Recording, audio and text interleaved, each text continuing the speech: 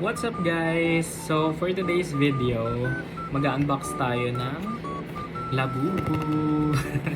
Ayan, so this is my very first Labubu na original from Pop Mart. So shout out kay Gian for selling this to me. So Gian is one of my co-workers from my company.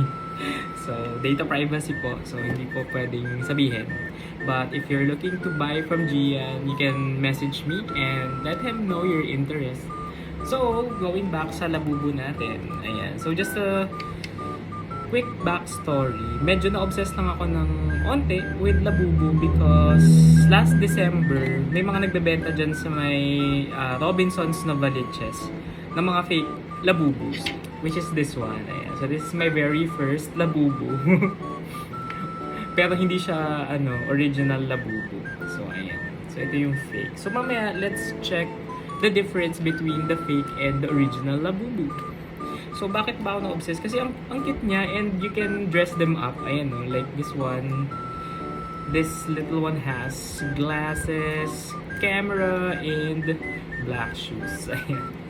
So wala pa siyang damit. Hubad lang muna siya ngayon. So on to our unboxing portion. So let's check. Paano ba mag-unbox nito? Nabobo na sa Labubu. I think ito parang you need to peel these off this off. Ayan.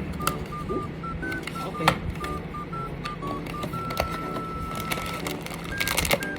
Oh, may isa pa siyang balot.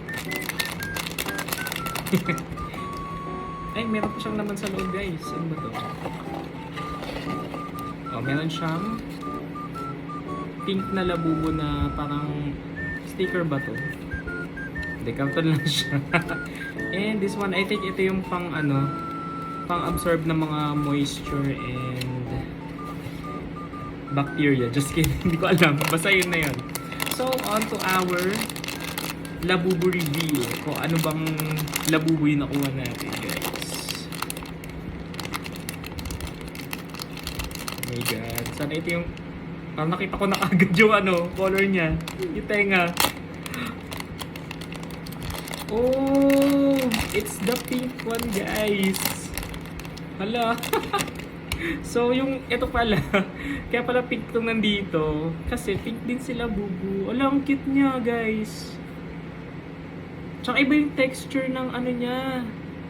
Ng fur niya kaysa dun sa fake one. Sobrang lambot nito, guys.